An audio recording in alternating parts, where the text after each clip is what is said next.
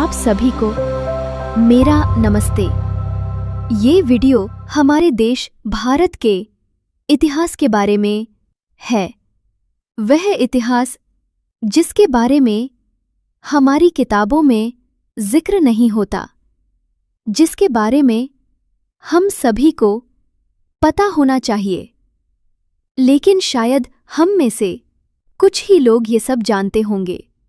जैसा कि हम सब अपने आसपास के स्टूडेंट्स को देखते हैं और जब उनसे बात करते हैं तो पता चलता है कि उनमें से बहुत स्टूडेंट्स की विदेश जाकर पढ़ाई पूरी करने की इच्छा है।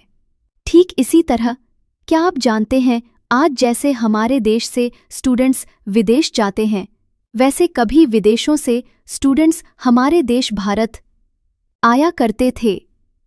क्या आपको पता है कि भारतवर्ष में कभी एक ऐसा विश्वविद्यालय भी हुआ करता था जहां दुनिया भर से स्टूडेंट्स पढ़ने आया करते थे?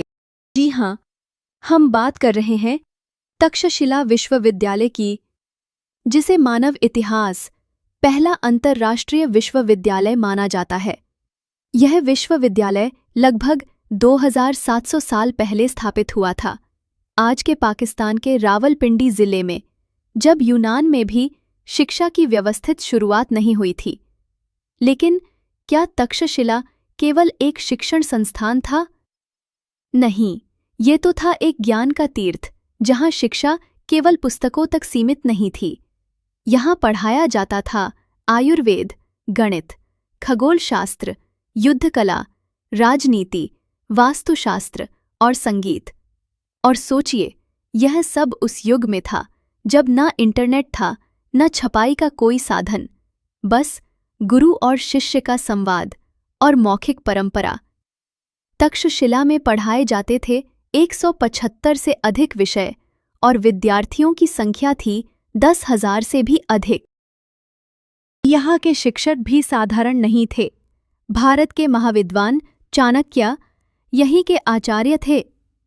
चाणक्य ने यहीं से मौर्य साम्राज्य की नींव रखी और गढ़ा था चंद्रगुप्त मौर्य जैसा महान सम्राट।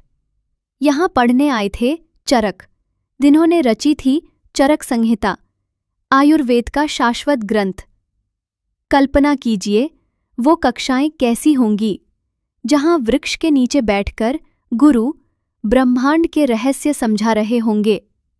लेकिन इतिहास सदा उज्ज्वल नहीं होता। 5वीं शताब्दी में हूण आक्रमणकारियों ने तक्षशिला को नष्ट कर दिया। ग्रंथालयों में आग लगा दी गई, पांडुलिपियां जलकर राख हो गईं, और वह आग लगातार 2 महीने तक जलती रही।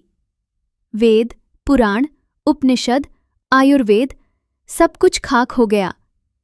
कल्पना कीजिए, हजारों साल का ज्ञान जलते कागजों की राख में बदल गया। वो धुआं आज भी हमें पुकारता है, लेकिन वो राख आज भी हमारी चेतना में जल रही है।